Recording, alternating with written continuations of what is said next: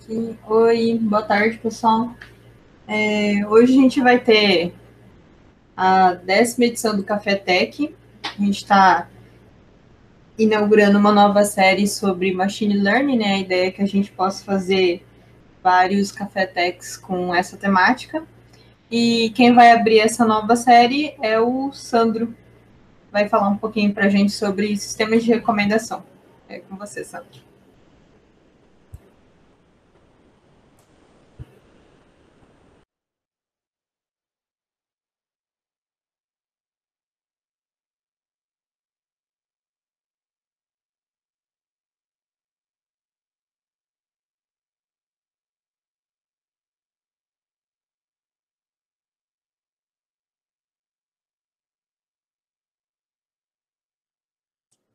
Oi, pessoal, me ouvem bem?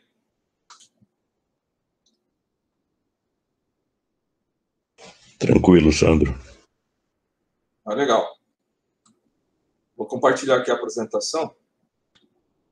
Eu estou sentindo a rede um pouco lenta, eu vou tirar meu vídeo, mas depois eu volto, tá? Para deixar a apresentação e deixar mais leve.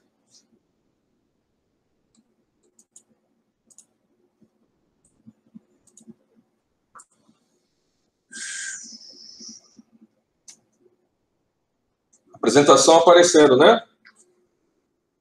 Ok. Ok. Esses protocolos agora de apresentação por conferência, tem que ficar checando, né, para ver se está tudo certo. Bom, pessoal, boa tarde. A ideia da gente trabalhar num formato de série partiu de uma discussão que a gente estava tendo aqui, de fazer com que esse tema tenha uma maior relevância aqui dentro da empresa. A gente estava buscando algumas pessoas com essa expertise e a gente não encontrou um assunto tão crítico que dentro de uma empresa de tecnologia a gente achou de suma importância e como é vasta essa discussão. Quando a gente fala de machine learning, a gente vai fazer uma geral aqui agora, tem muitos caminhos, muitas aplicações dentro do governo. Então, a gente abriu num formato de série, nesse primeiro episódio aí, mas sempre que tiver alguma pauta de Café Tech relacionada a machine learning, a gente vai criando no formato de episódios aí. Tá? Então, baseado nisso, o que a gente... acho que todos me conhecem, né? Eu sou analista aqui da MTI, estou fazendo mestrado na área de inovação na UFMT, pelo programa Profinit, e aí eu atuo mais de 20 anos aí com tecnologia aqui, principalmente dentro do Estado. Por que a gente está falando de inteligência artificial? A gente vai começar a puxar esse tema. Porque é um tema de discussão de estratégia de governos, de nações. Então, esse gráfico ele mostra bem como é que os países estão tratando o tema inteligência artificial dentro das suas estratégias.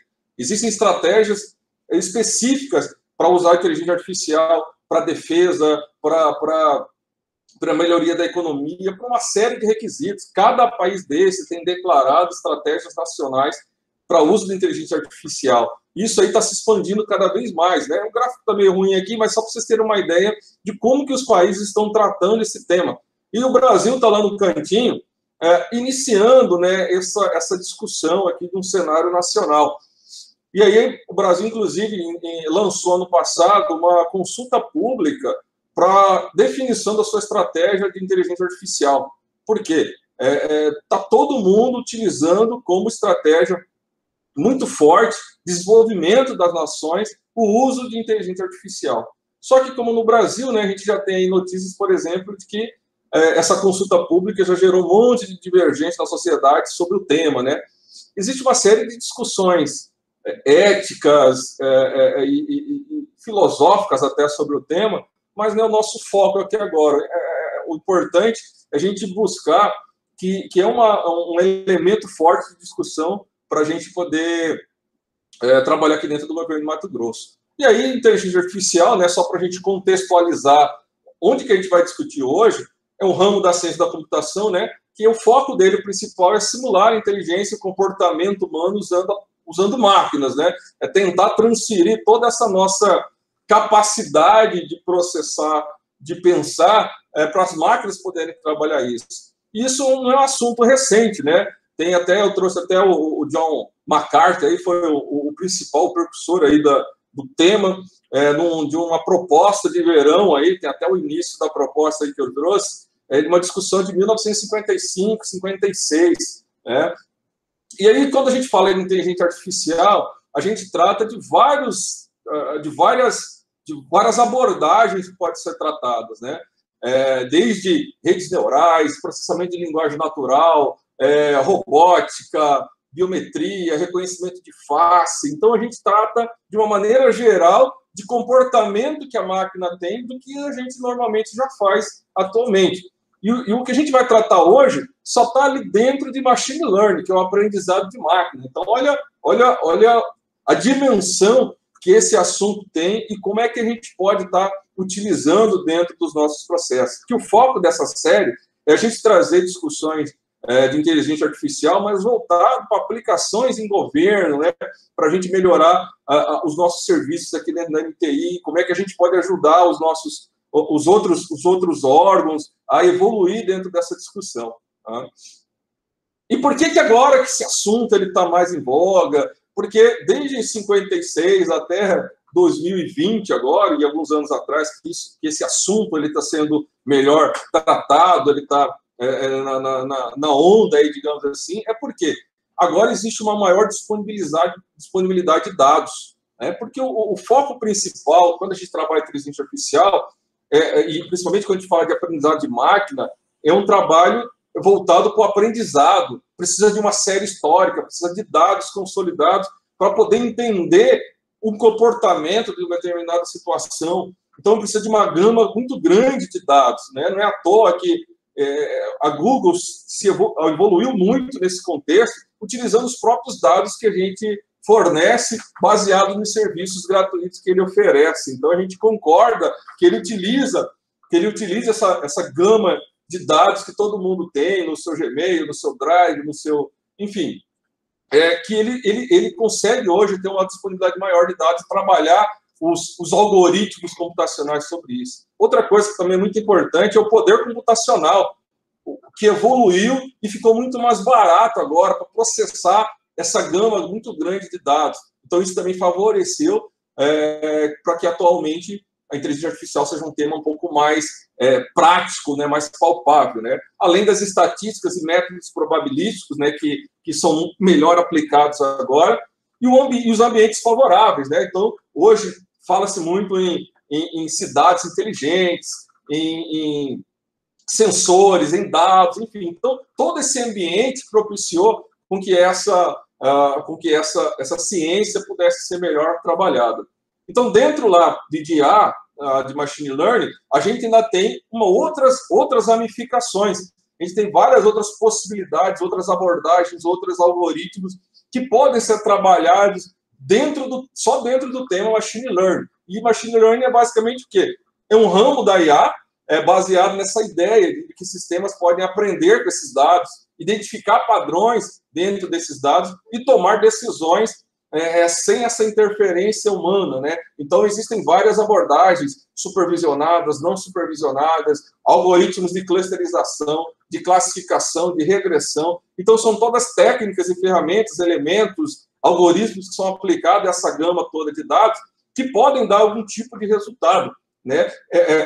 A máquina ela é como uma criança, né? Que você tem que ensiná-la e ela vai se basear no seu comportamento, vai basear nos aprendizados, nos erros, e ela vai aprendendo com aquilo ali, com esses dados, com esse histórico, com esse volume de dados que são trabalhados. E é claro que elas podem processar isso num formato muito mais veloz do que a capacidade humana. Né? Então, é um grande aliado para que a gente possa implementar os nossos projetos.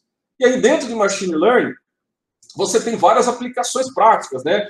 Você pode utilizar para a predição de tráfego, você pode utilizar para detecção de fraudes. Né? Hoje a gente tem aqui no governo, a Secretaria de Fazenda, a área de TI lá, que utiliza muito esses recursos para os sistemas, para as soluções, com muito sucesso, inclusive, né? Dando vários resultados positivos para a Secretaria de Fazenda. São casos de sucesso. E, infelizmente, são poucos os casos dentro da realidade aqui do governo do Mato Grosso. Mas a Cefaz, hoje, é um grande case aí da implementação dessas soluções, né? Diagnóstico médico, reconhecimento de texto, de fala, de imagem e tudo mais. Então, aí eu trouxe algumas discussões, por exemplo, o vídeo monitoramento. A gente tem projetos aqui no governo de expandir o vídeo monitoramento para segurar, por questão de segurança pública, né? Mas vamos fazer um paralelo com a China, que tem milhões de câmeras espalhadas.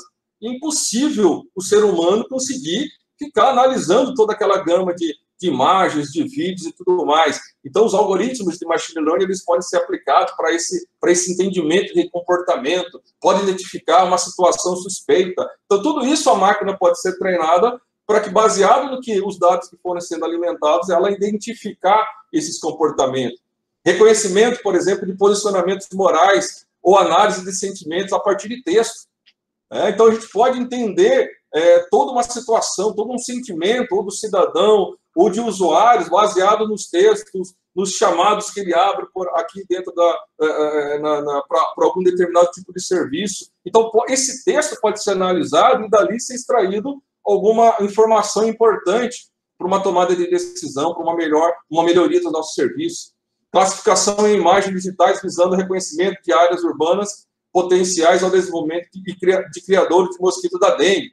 Eu só estou colocando exemplos aqui, porque a gente pode treinar a máquina para reconhecer esses padrões de imagem, identificar pontos de criador de mosquito da dengue, que é um problema muito grave aqui dentro da nossa cidade, do nosso estado. Qual é o cidadão mais indicado para receber um determinado benefício? Então, utilizar os dados que o governo já tem para poder fazer maior justiça, ter maior igualdade e equidade dentro das suas decisões. Né? Que outro problema público é possível identificar baseado em dados e comportamentos? Então, hoje, os problemas públicos são identificados por quê? Quando uma região reclama, ou quando algum político define dentro da sua carteira ali qual é a região que deveria receber determinado. Então, as decisões, hoje, elas são muito baseadas mais em políticas do que em dados. Né? Então, é muito difícil a gente ter um problema público identificado baseado nos dados que nós temos. Ou vocês acham que, dentro daquela gama de informações que a Secretaria de Educação tem, que a Segurança Pública tem, que a Secretaria de Saúde tem, não dá para se cruzar essas informações e identificar um problema ali?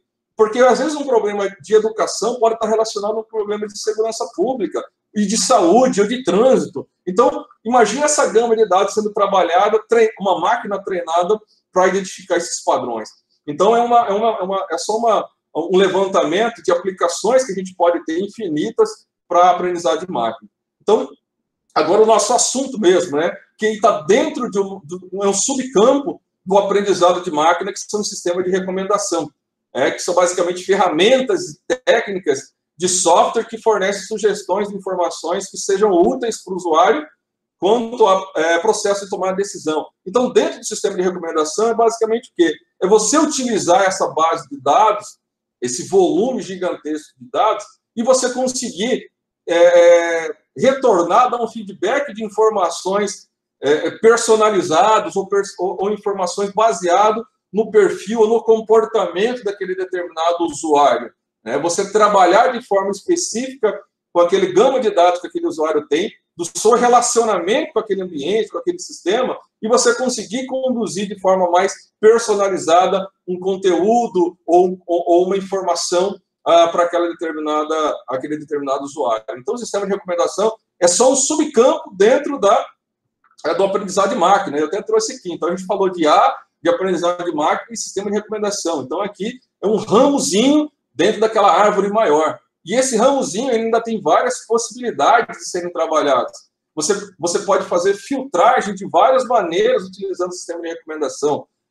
Filtragem colaborativa, a gente vai falar um pouco mais, ou baseado em conteúdo, ou híbrido, né, que é um misturado dentro desses dois tipos de abordagem. Então, é só para a gente se localizar aqui onde é que é o tema hoje da nossa discussão, que é basicamente sistema de recomendação. E aí, só para a gente ter uma ideia, o que é uma filtragem baseado em conteúdo? Que é esse primeiro aqui. Por exemplo, eu tenho um usuário que faz a leitura aqui, ou o uso de algum tipo de, ou compra de um produto, ou a leitura de um determinado livro ou documento, né? Se ele faz essa leitura, se eu tenho similaridades desse conteúdo com o outro, ou seja, a máquina subentende que, se ele tem interesse a esse conteúdo que ele leu e tem conteúdo que é similar, ela subentende que esse conteúdo aqui, ele é um conteúdo recomendável para esse cara. Baseado no quê? Na similaridade que existe entre esses dois, digamos, artigos aqui, que é o exemplo que eu estou colocando. Então, a máquina consegue entender que, olha, isso aqui ele efetivamente leu. Só que como esse conteúdo é parecido com esse, talvez ele vá ter interesse e recomenda isso para ele. Isso aqui é um tipo de filtragem baseado em conteúdo, que é no conteúdo do que ele está consumindo. Só que existe também a filtragem colaborativa, que é o quê? Imagine que esse usuário aqui, o azulzinho, fez a leitura de um artigo. E essa moça também fez, essa outra usuário fez a leitura de um outro artigo. Então, o sistema começa do mesmo artigo. Então, o sistema começa a identificar o quê? Olha, existe uma similaridade aqui de conteúdo. Esses dois usuários têm os mesmos gostos, têm os mesmos, consomem o mesmo tipo de leitura. Então, se essa usuária que fez a leitura de um determinado documento, o que o sistema subentende? Opa, se eles têm os mesmos gostos, ela fez essa leitura aqui desse outro artigo, subentende-se que esse usuário também vai gostar desse artigo e faz essa recomendação para ele. Então, são dois tipos de abordagem de recomendação que são basicamente cálculos matemáticos que são realizados para poder fazer essa avaliação, essa filtragem, né? São os dois tipos de filtragem mais utilizados. Existem outras gamas de filtragem, de abordagens que podem ser utilizadas também, né? E onde é que isso é algo novo? Não. O funcionamento do sistema de recomendação está no nosso dia a dia.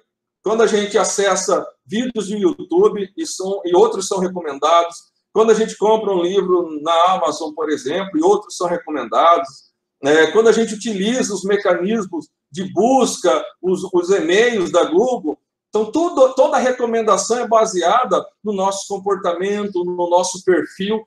E no Spotify, por exemplo, onde músicas são sugeridas, são recomendadas, baseado no quê? No meu perfil ou nas músicas que eu costumo ouvir. E a Netflix, claro, é um dos cases mais interessantes, porque a vida deles é baseado, o consumo dos seus clientes é baseado em recomendação, né? Então, todas as séries e os filmes que são disponibilizados ali para a gente, eles, de cara, né, ali eles são baseados em recomendações, ou no meu perfil, ou no que eu consumo na Netflix. Então, eu até trouxe um exemplo aqui, real, lá da minha casa, né? Eu tenho lá uma tela inicial, eu, minha esposa e minhas filhas, a gente tem cada um o seu perfil ali dentro da Netflix. Só que, para cada usuário que a gente entra, para cada perfil, é uma gama de informações que são recomendadas baseado nesse histórico. Porque você imagine, a Netflix tem lá, sei lá, mais de 10 mil séries ou filmes.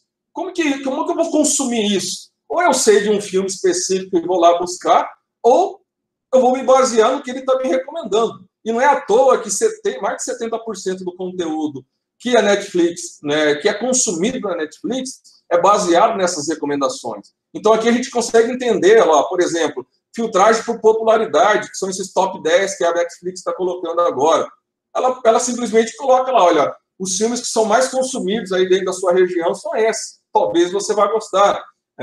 Olha, como você assistiu uma determinada série, outras pessoas também assistiram essas séries, e essas outras pessoas também consumiram outras séries dramáticas britânicas, olha, talvez você vai gostar disso daqui, né? Filmes de ação, então, baseado aí no perfil do que eu normalmente consumo. Aqui já entra um pouco no que das minhas filhas gostam. São filmes com música, com dança, filmes da Disney, séries mais de infantis. Então, o exemplo de filtragem de conteúdo aqui, ó. Isso aqui é até da minha esposa. Como ela assistiu Space Force, que é uma série lá, opa, ele entendeu que ela vai gostar dessas outras também, porque ela tem conteúdo similar a essa série.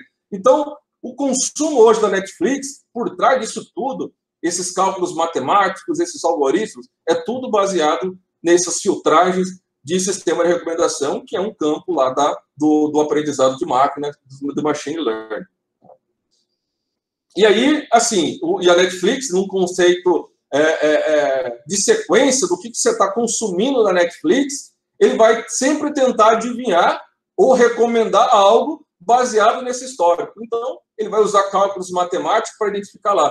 Você assistiu Stranger Things, Master of None, Rogue One, Bright, e essa outra série. Então, qual que seria a próxima que você gostaria de ver? Então, ela tenta adivinhar isso utilizando justamente o sistema de recomendação, né? Aí nas suas várias abordagens, né, de conteúdo, ou colaborativamente e tudo mais. Tá, então, e como que isso pode ser aplicado no governo? Então, essa foi essa reflexão que eu fiz, até por conta do sucesso que esses sistemas fazem no mundo, né? Hoje a Amazon, ou qualquer outro local que a gente acessa, que a gente consome de plataforma digital, de certa forma, existe um sistema de recomendação ali por trás sendo trabalhado. Por quê? O grande X da questão é a sobrecarga de informações que são disponíveis. Imagine lá, não dá para a gente saber de todos os livros que a Amazon tem, de todos os filmes que a Netflix tem, de todas as músicas que o Spotify disponibiliza. Então, como é que eu vou filtrar? Eu vou ficar perdido? Eu posso... O mercado privado já se atentou para isso tudo e já faz esse trabalho de filtro, de recomendação, de personalização, de customização de conteúdo para o consumidor. E como que isso pode ser aplicado no governo? Então, essa reflexão que eu comecei a fazer, olhando esse cenário, olha, onde é que as empresas do mercado privado utilizam? Olha, ela tem bons produtos, tem muitos produtos, e o cliente não conhece esse produto. Então, ela usa esses algoritmos para quê? Para reter, para fidelizar, para conhecer melhor o seu consumidor e ajudá-lo nessas escolhas. É claro que, no final, ele visa o quê? O lucro. A Netflix visa o quê? Me manter com a assinatura mensal lá. A Amazon visa o quê? Eu gostar de um livro, comprar outros. E isso tudo mais. Então, esse é o foco que o mercado privado tem. E o público? Nós também temos bons serviços, nós temos muitos serviços, e muitas vezes o cidadão nem conhece o produto, o serviço que a gente tem, né? Então, a gente pode usar as mesmas técnicas para quê? Para reter, para fidelizar, para conhecer e ajudar o nosso cidadão. E o nosso resultado aqui é o quê? O nosso lucro aqui é o quê? É o aumento dessa satisfação. Porque o nosso core, a existência do governo, é que os seus serviços sejam consumidos, é que ele seja útil para o cidadão. Esse é o nosso foco. O mesmo foco que a Netflix tem de que seus serviços sejam consumidos, que a Amazon tem, que os seus livros sejam comprados. E o nosso é essa satisfação, é que os nossos serviços sejam consumidos, né? Então, uma grande preocupação que eu trago é o quê? Não adianta a gente também começar a digitalizar vários serviços, a gente ter um monte de serviços, se a pessoa lá do outro lado não sabe daquilo, né? É a mesma coisa, a Netflix produzir um monte de filmes, comprar, fazer alianças para ter um monte de filmes e séries, e eu não sei que ela tem. Então, é o mesmo paralelo, é o mesmo foco. Aí, assim, a gente focando um pouco aqui numa ação mais prática, eu fiz uma estimativa, por exemplo, fiz alguns cálculos. Eu acho que Mato Grosso, só o executivo, só o governo, deve ter mais de 1.000 serviços disponíveis, né? E aí eu fiz uma conta baseada só lá no portal do MT.gov.br. Eu fiz uma conta aí, são mais de 30.000 notícias por ano que são produzidas. E não é possível que nós, como cidadão, ou qualquer outro cidadão, dentre esses 1.000 serviços, não tenha um leque ali que seja útil para ele, que seja uma oportunidade para ele, que seja a possibilidade de ele exercer algum direito, ou até dele cumprir um dever dele, mas ele nem sabe que tem aquilo. Aí ele vai ter que se deslocar, ou ele vai ter que fazer, ou ele não sabe como é que aquele serviço é consumido. E não é possível que de 30 mil notícias no ano do governo não tenha uma, ou duas, ou três, ou 10, ou 100 que não me seja útil. Por exemplo, a notícia de que o IPVA foi prorrogado o prazo, pô, isso é uma informação muito útil. E se isso não aparece numa propaganda de TV, às vezes a pessoa nem fica sabendo. Porque o portal de governo não é um portal favoritado pela maioria do cidadão. Ninguém abre todo dia a internet e a primeira coisa que faz é acessar os portais de governo para ver o que tem de notícia. Não faz isso. Só que, em contrapartida, a gente está dando publicidade aqui de uma série de coisas, criando vários serviços e colocando no portal. Então, existe uma lacuna aí entre o que a gente coloca e o que o cidadão consegue entender e conseguir consumir.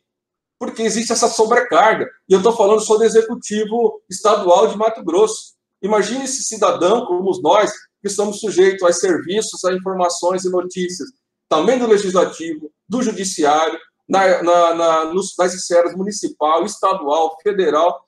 Imagine quantos serviços que eu não tenho disponível hoje. Só o governo federal tem mais de 4 mil serviços mapeados. Né? Mato Grosso, eu coloquei 1.000, mas a gente nem isso tem essa informação de quantos serviços nós temos, porque está tudo pulverizado. A gente não tem ainda um portfólio de serviços, uma carta de serviços adequada para poder ofertar isso, até para quantificar isso. Né? E aí, quando a gente olha para os nossos portais, é muito difícil de você consumir. Olha que nós estamos aqui dentro do Estado, conhecemos, temos habilidades para trabalhar com tecnologia, mexer em portais, e já é difícil a gente entender e conhecer o serviço. A taxonomia, a forma com que a gente se dirige ao cidadão, às vezes não é a mais adequada, né? Mas isso não é bem o nosso foco. Mas isso tudo favorece o quê? Que o cidadão não tem interesse, ou não conheça, e o cidadão não consumindo o nosso serviço, não alcança o nosso objetivo, que é de ser útil para o cidadão. Então, olhando para essa perspectiva, aí é só para a gente fazer uma brincadeira leve, navegando nos portais de governo, vocês sabiam que a SES tem um programa de reabilitação auditiva? Eu nem sabia que tinha isso. E um serviço que o Estado fornece. Tem um serviço de ambulatório de pneumologia sanitária. Alguém sabe o que é MT Afluentes? Eu aposto que não, porque não é um serviço que está bem disponível, está muito claro, né? E é um serviço muito interessante, que é uma seleção de projetos culturais provenientes de prefeituras municipais de Mato Grosso para poder fortalecer a cultura. Alguém sabe o que é a Carta Procon? Alguém sabe que o Detran tem um curso de formação de despachante de trânsito? Às vezes o cara lá está sem trabalho, ele pode fazer um curso, fazer uma formação. Alguém sabe que o Desenvolve MT tem medidas para reduzir o impacto econômico ao pequeno e ao médio produtor? Que são linhas de financiamento, de crédito, para poder apoiar as empresas, as EIRELs, as EPPs limitadas, as cooperativas. Alguém sabe que consumidores devem informar o CPF, CNPJ em compras acima de R$1.000? Então, hoje a gente pede CPF por conta do Nota MT, mas tem gente que não prefere não pedir ou não tem, mas que compras acima de R$1.000 é obrigado a ter o CPF nessas compras. Eu soube disso por conta de uma conversa que eu tive com o Ricardo Crudo. Mas aí eu fui pesquisar, tem essa notícia no site do governo, e passou batido. Eu não percebi, eu não sabia dessa informação.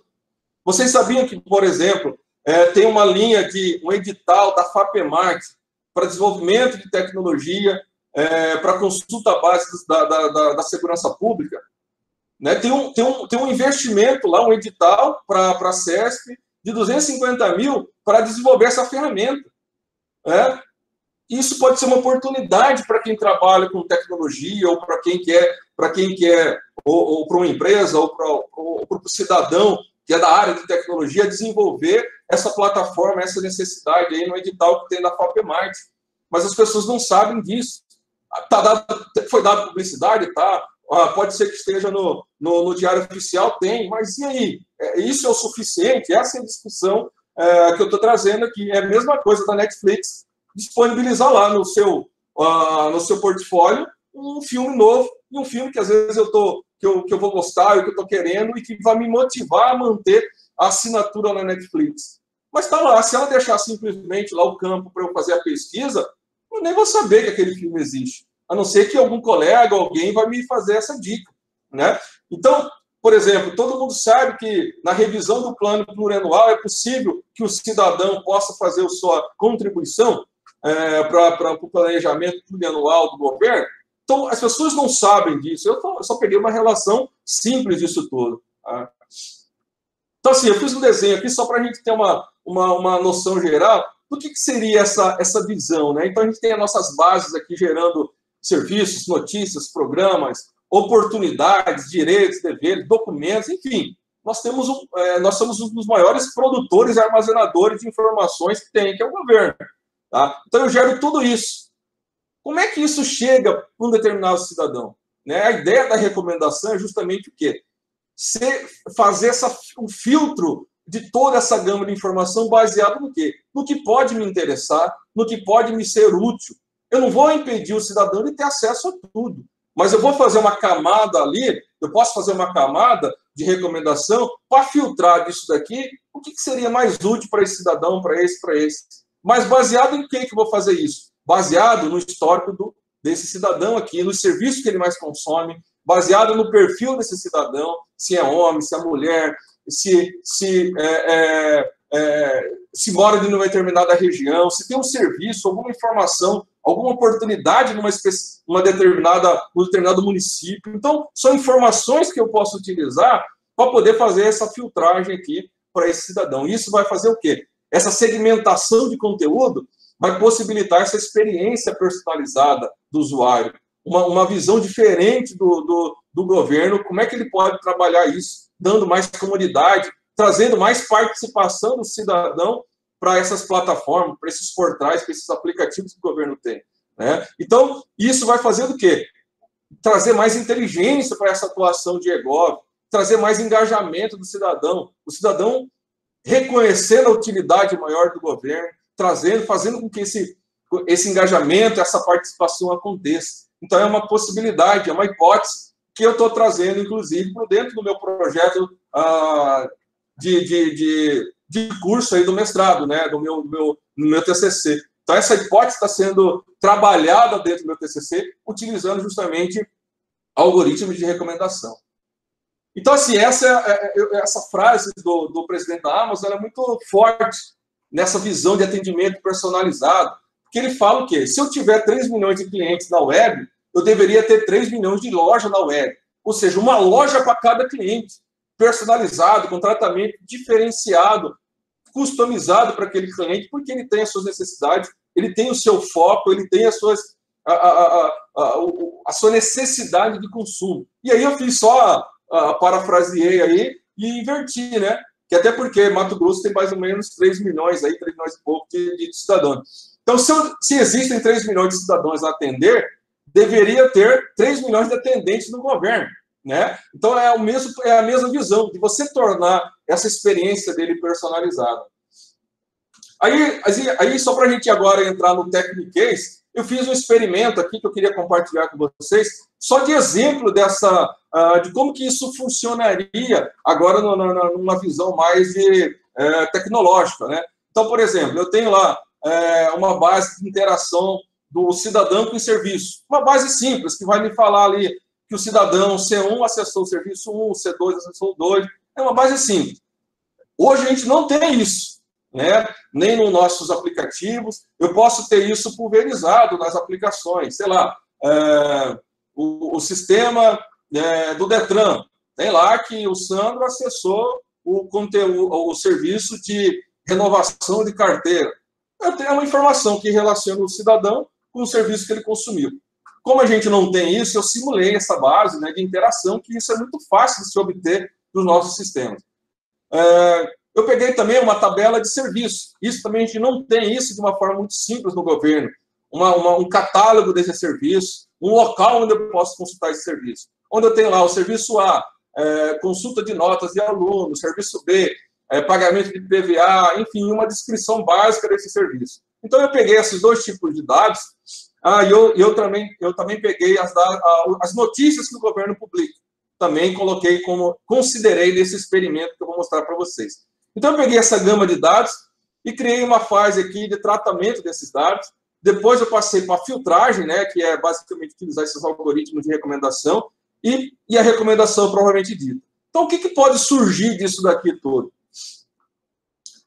Essa primeira fase de tratamento de dados é muito interessante, que é a gente utilizar processamento de linguagem natural.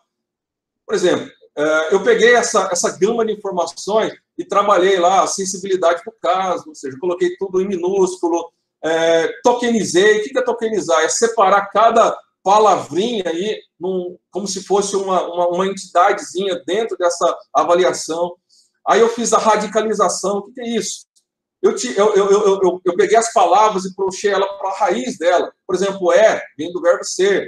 Cobrado vem do verbo cobrar. Então, isso fica mais fácil na hora que eu tiver que fazer comparações de texto. Então, isso são todas passos que eu utilizo para tratamento de dados. Isso é uma expertise importante, uma competência importante que nós, como desenvolvedores de soluções tecnológicas, temos que ter. Então, é uma fase inicial importante para filtragem dessa informação. Retirada de acentos, de símbolos, remoção de stop words, que são palavras de parada, ou seja, palavras muito comuns, como artigos, algumas preposições, que no contexto de uma avaliação de texto, ela não faz muito, ela pode até atrapalhar nessa avaliação. Então, aquela frase que era o imposto é cobrado, vírgula, que eu peguei como exemplo, no final eu vou ter o imposto e cobrar, que são as duas palavras que são importantes nesse contexto para entender aquele texto, ou aquela frase, ou a fala de alguém, né? Ou, enfim, qualquer situação que eu possa fazer essa filtragem. Aí eu passo para a fase de filtragem. Aí, só para mostrar para vocês no experimento, eu criei naquela base lá de consumo, de interação do cidadão, eu tenho esse cidadão aqui, C1 aí. Ele consumiu o serviço 1, consumiu o serviço 2, o 3, o 4, e consumiu o 3 de novo, que pode consumir mais de uma vez, vários serviços, né? Que no caso aqui é consultar infrações de trânsito.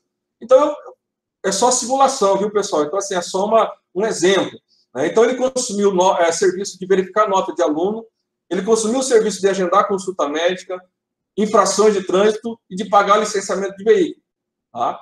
Então, a filtragem colaborativa é interessante por quê? Aí eu peguei um exemplo aqui de um cidadão 2, um C2, que consumiu o serviço 1, 2 e o 5. A filtragem colaborativa, ela fala o quê? Olha, se o C1 consumiu 1, 2, 3 e o 4, e o C2 consumiu 1 e o 2, significa o quê? Que esse serviço 5 talvez seja útil para o C1, porque ele tem uma similaridade aqui de comportamento com esse outro cidadão. Né? Ao mesmo ponto que o serviço 3 e o 4, ele pode ser recomendado para o C2, porque eles têm a similaridade, eles compartilham que ambos consomem o serviço 1 e 2. Né? Então, até no resultado aqui do experimento, você pode ver que o serviço 5 ele foi recomendado para o 1. Por quê? Ele tem essa similaridade com esse serviço, com esse cliente 2, com esse cidadão 2, que consumiu esse mesmo serviço. Enfim, então a filtragem colaborativa, ele tem aqui o 36 e o 12, porque a minha base de dados, ela tem lá 9.000 interações que eu simulei. Então pode ter algum outro cidadão que tem uma similaridade com o C1 e que consome o serviço 36. Então por isso que ele veio como recomendação aqui para ele. Mas eu fiz questão de frisar o 5, ele apareceu aqui, por quê? Porque tem outro cidadão que tem essa similaridade com ele e que pode ser recomendada essa mesma informação para ele. Tá? E a conteúdo, como é que funciona a similaridade de conteúdo? Então, olhando ali a mesma interação dele, os mesmos serviços que ele consumiu, quais são os mais relevantes para ele aqui? Olhando rapidamente. Rapidamente, o mais relevante é o serviço 3, que é consultar informações de trânsito, porque é o que mais ele fez acesso. Então, é um parâmetro que eu utilizei para identificar o serviço mais relevante aqui para ele. Então, baseado nesse serviço que é o mais relevante, que é consultar infrações de trânsito, o que eu fiz? Eu usei um algoritmo de filtragem de conteúdo para identificar, olha, esse serviço 3, já que é o mais importante para ele, que é consultar infrações de trânsito, quais outros serviços que poderiam ser interessantes para ele também? E aí eu fiz a seguinte avaliação, olha, baseado nesse serviço 3, os serviços 6, 14 e 29 tem muita similaridade com ele. Olha lá, o 6, 14 e 29. Vamos marcar aqui, ó, 6, 14 e 29. Eu vou mostrar para vocês rapidamente aqui essa tabela de serviços que eu simulei. Olha lá, o serviço 6 é o quê? Pagar IPVA de veículo. O serviço 14, recurso de infração de trânsito. Opa, tudo a ver lá com o que ele estava consultando de infrações, né? E o serviço 29, que é aprovação de veículos adaptados. Então, como é que eu consegui achar essa similaridade? É baseado nesse texto aqui que eu criei do serviço. Então, eu criei um serviço aqui, por exemplo, consiste na consulta online dos dados. Então, é um texto que descreve esse serviço. Eu consegui achar essa similaridade baseado nesse conteúdo que foi colocado, que representa esse serviço. Tá? Então, só para vocês terem uma ideia, então, baseado nesse serviço que é o mais popular para ele, o mais relevante, eu encontrei outros serviços que são similares a ele. A esse serviço que para ele é mais relevante, que talvez ele tenha interesse de usar. Ou seja, o algoritmo identifica que, olha, se ele está consultando infrações de trânsito, ele faz uma referência que, quer dizer que ele tem um carro, que ele cometeu infração, então pode ser que ele tenha interesse no serviço de questionar a infração de trânsito. Ou seja, é uma opção que o cidadão tem de questionar essa infração que ele teve. Então, se ele está consultando, quer dizer que ele pode ser que tenha tomado uma multa. E eu também posso ofertar para ele o serviço que ele pode questionar essa multa. Olha onde que chega essa possibilidade de se trabalhar o sistema de recomendação. Então, nós falamos do baseado em colaboração, que é baseado no uso de outros usuários similares. Isso aqui é baseado no conteúdo do serviço que eu consumo. E aí eu faço uma abordagem híbrida. O que é essa abordagem híbrida? Eu misturo as duas situações, tanto de forma colaborativa, como a baseada em conteúdo, e faço um ranqueamento disso. Isso aqui foi uma abordagem que eu criei. Tá? Gente, esse aqui é um assunto muito mais que dá muito mais. Eu estou sendo rápido por conta do tempo, mas é só para mostrar para você um experimento prático disso tudo, que aí eu fiz uma abordagem híbrida, que eu misturei as duas abordagens, tanto colaborativa como em conteúdo, e ranqueei isso, quais seriam os serviços que o cidadão teria mais interesse. Então, baseado no comportamento desse usuário C1, a minha plataforma ia sugerir o quê? O serviço de pagar IPVA, de recurso de infração e de verificar a presença de aluno. Opa, mas que presença de aluno? O que isso tem relevância? Olha que esse cidadão, além dos serviços de trânsito aí relacionado ao veículo, ele também fez consulta o quê? A nota de um aluno. Se ele fez uma verificação de nota de aluno, talvez o serviço de verificar a presença de aluno também lhe seja útil. Então, olha que o algoritmo híbrido ele dá essa visão, ele mistura um pouco, baseado no histórico dele, baseado nos gostos dele, e elenca uma série de serviços para ele. Tá? E eu ainda posso ter o quê? A filtragem por popularidade. Lembra aquele top 10 que a Netflix está colocando? Eu posso elencar para ele também, independente se ele usa ou não, os serviços que são mais consumidos pelo governo, pelos cidadãos. Eu elenco ali para ele como se fosse um top 10. É um outro tipo de filtragem por popularidade. Então, baseado nesse resultado final dele aqui, eu identifiquei o quê? Que pagar IPVA de veículo seria o serviço mais indicado para ele. Então, baseado nisso, o que eu fiz? Eu peguei todas as notícias do governo aí dos últimos 4 meses e fiz um trabalho do quê? De achar similaridade baseado no serviço que ele mais consome nas notícias que o governo publica. Então, olha a similaridade do que acontece.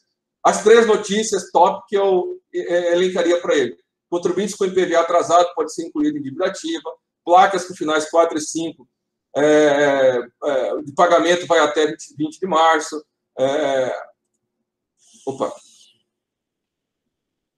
E uma terceira notícia que também está relacionada a IPVA. Então, eu fiz tudo isso baseado só no comportamento que ele tem. E eu filtrei essas 3 notícias para ele, porque pode ser notícia do interesse dele, baseado no serviço que ele mais consome. Olha onde a gente está fazendo esses cruzamentos. E foi um cruzamento simples que eu fiz, mas para mostrar para você que tudo isso é perfeitamente possível de se fazer utilizando esses algoritmos, essas abordagens no sistema de recomendação. Tá? E aí, o que está por trás disso tudo é o quê? Medida de similaridade. Né? Existem várias formas de fazer essa medida de similaridade, baseado em distância euclidiana, correlação de Pearson, similaridade de cossenos. Então, são todas medidas que eu posso fazer para poder fazer com que um texto como esse, aqui, ó, o de notas e o de presença, eu possa fazer uma correlação entre eles. Como é que eu vou relacionar esse texto com esse?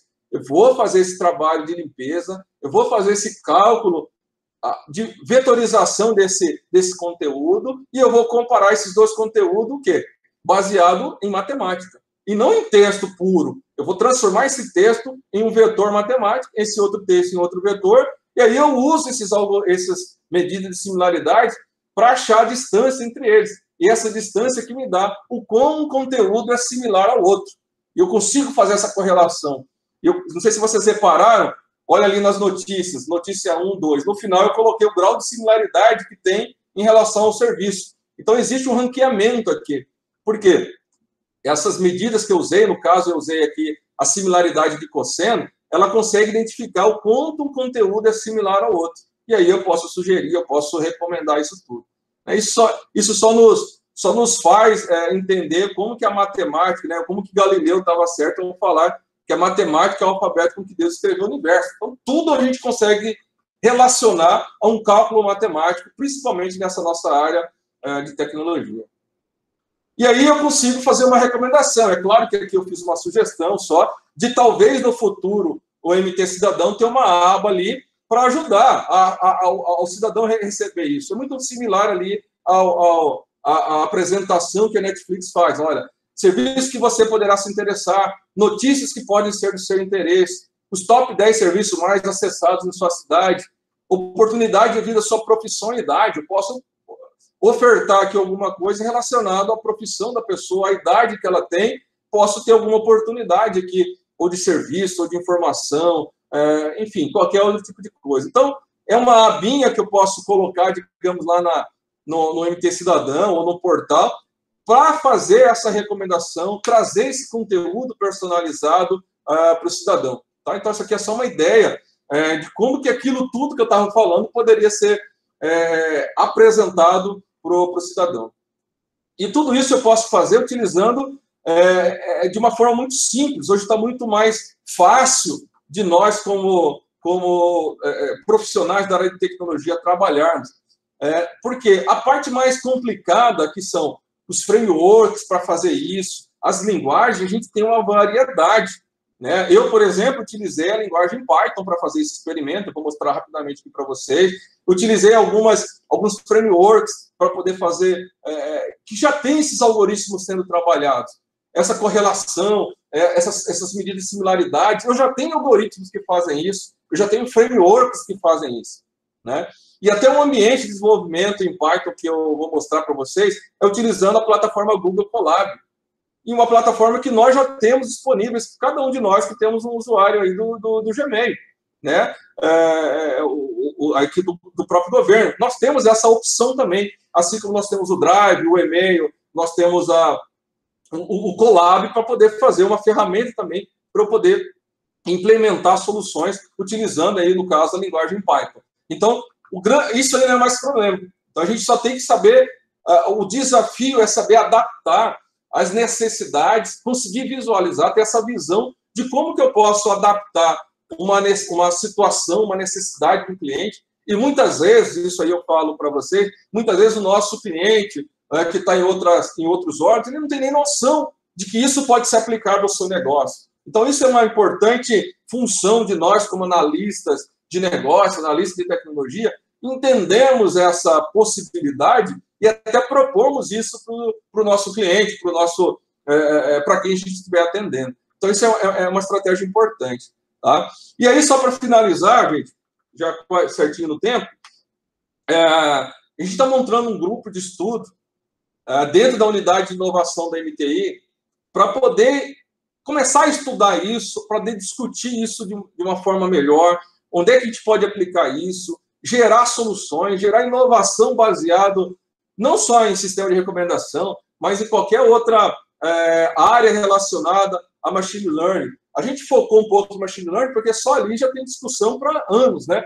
E é importante a gente criar essa expertise, essa competência dentro das nossas, dentro aqui da MTI, para que esse seja um assunto que a gente possa estar discutindo sempre, a gente pode, porque é uma grande oportunidade, é uma grande porta que pode abrir para as nossas soluções, para a gente ser mais proativo, para a gente estar mais ligado às ações de inteligência. Aí, voltando lá no início da apresentação, não é à toa que grandes países estão criando estratégias de inteligência artificial. Não é porque é uma moda, é porque realmente já viram que vai trazer um grande benefício, né? O mundo vai ser guiado por soluções inteligentes. Então, a gente precisa estar antenado nisso tudo. E esse grupo de trabalho, ele tem um propósito aí inicial de discutir, né? Desde a entrada, a origem, a coleta desses dados, dessas interações com o cidadão, o portfólio de serviço, essa carta de serviço que o governo tem. Hoje, eu não sei onde achar essa relação de serviço que o governo tem. Não tem. E os metadados sobre isso, não tem um local onde possa trabalhar isso. Então, a discussão vai começar nisso, porque a origem, a coleta é um ponto importante.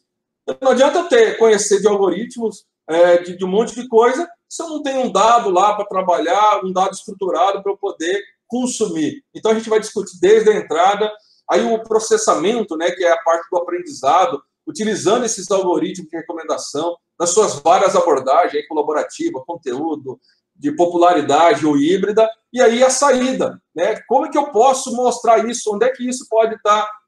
Para onde que eu posso interoperar esse dado, integrar esses dados, né? Eu posso usar uma interface de apresentação das recomendações, eu posso mandar isso por e-mail para o cidadão, eu posso, enfim, fazer uma série de ações baseado no resultado desse aprendizado. Eu posso imputar isso no outro sistema, né, que pode gerar algum outro indicador, um outro painel e tudo mais. Então, a gente quer trabalhar dentro de um processo completo, desde entrada, processamento e saída, utilizando esses conceitos. Então, assim, fica já um convite para depois vai ser melhor estruturado isso, a gente vai definir aí uma linha de trabalho, de discussão, que eu acho que é importante. E não precisa falar, olha, eu não sei sistema de recomendação, eu não sei machine learning, mas a ideia não é só a gente discutir, a gente estudar junto, até porque também eu não sou um expert nisso tudo, né? Eu tenho um conhecimento muito específico dentro desse trabalho que eu estou conduzindo e eu estou cada vez mais estudando, cada vez mais me apaixonando por essa área, porque as possibilidades elas se abrem muito, né?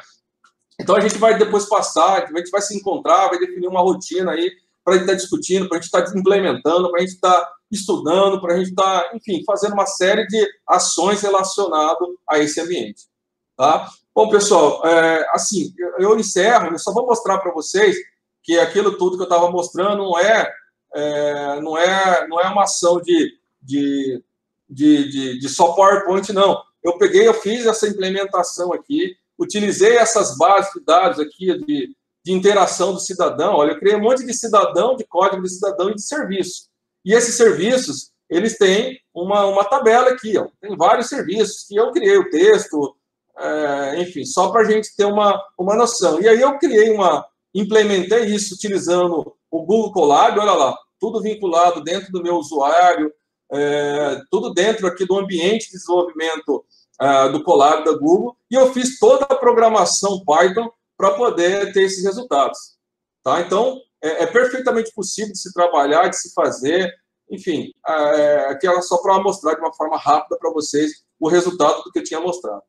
Bom, encerro aqui, deu 1 hora aí, né, de conversa, falei rápido, mas eu acho que deu para passar uma ideia geral aí de como que o sistema de recomendações funciona e de como que a gente pode, talvez, aplicar aí dentro do ambiente de governo eletrônico.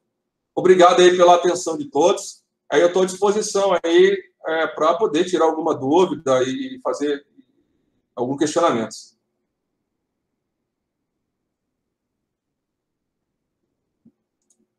Bom, vamos lá. Como vai funcionar o grupo de estudo?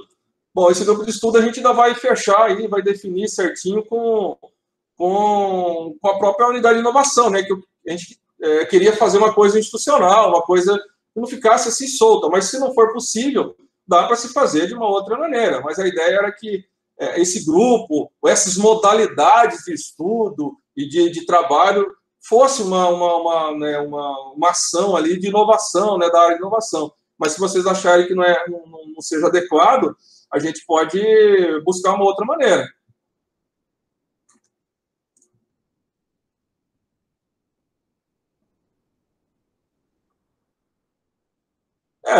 Um grupo de estudo ou de trabalho, né? Então, assim, é importante, Gisela, a gente ter esse grupo de... Não é estudo só de ficar estudando, a gente colocar de uma forma mais prática também, criar algum produto, alguma solução. Então, a gente fala de estudo, mas pode ser mudado para grupo de trabalho, que a ideia é sentar realmente no formato mais diferente, a gente, no quadro, discutir, implementar e gerar soluções, discutir essas soluções, dividir aí, talvez, algumas atribuições e ter um produto final. Não é? A ideia não é só para ficar também no teórico, não.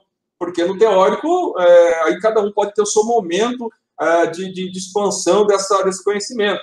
A ideia é realmente que a gente se reúna e dentro de um problema específico, a gente possa estar discutindo, a gente pode estar implementando e já entregando algo palpável. Né? A ideia é sair só da teoria e virar coisa prática, né? Essa é a grande forma. Mas pode ser realmente.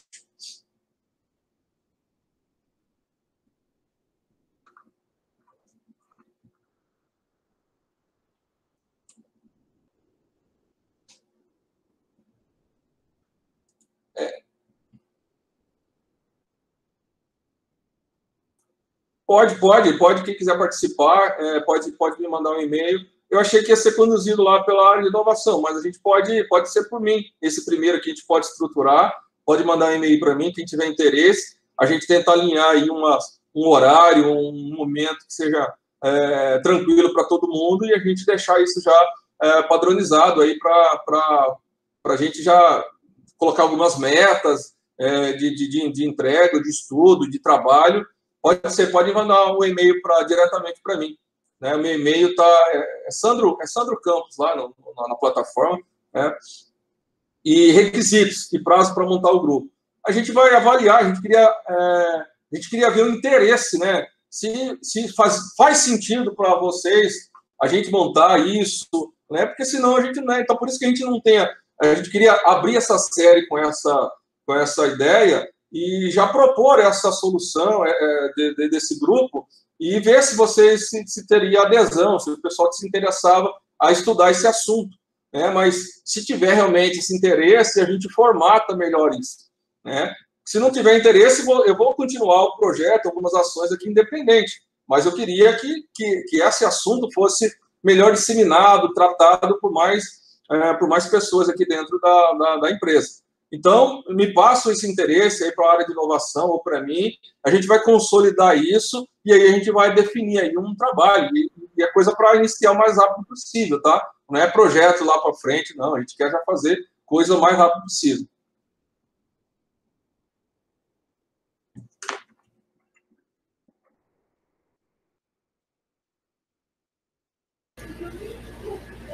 Pessoal, tem alguma... Faz sentido isso para vocês, o que eu falei, ou não ficou muito claro alguma coisa? O que vocês acham aí dessa abordagem que a gente quer trabalhar? Enfim, eu queria ver um pouco também de vocês para ver se a gente poderia, até se esse grupo aí pode ter força para a gente começar a desenvolver essas soluções.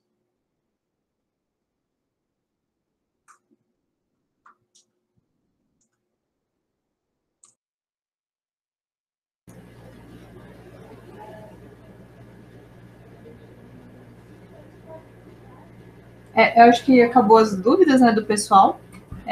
Então, fica aberto o convite para o pessoal que quiser participar desse grupo de estudo. que a ideia é realmente estudar inteligência artificial, machine learning, sistemas de recomendação, para a gente começar a aplicar isso no contexto de governo, né? Deixando também claro que isso não está restrito ao pessoal do MTI. A gente tem algumas pessoas que são, acho que de outras unidades de secretarias, elas também podem participar do grupo de estudo caso elas queiram. A ideia é a gente somar esforços, né? E aí, assim, Sandra, a apresentação foi muito boa, parabéns. Aí, se tiver mais alguma dúvida, vocês podem ainda perguntar.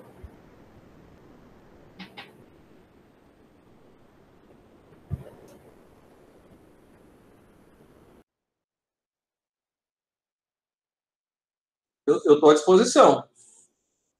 Pode me perguntar.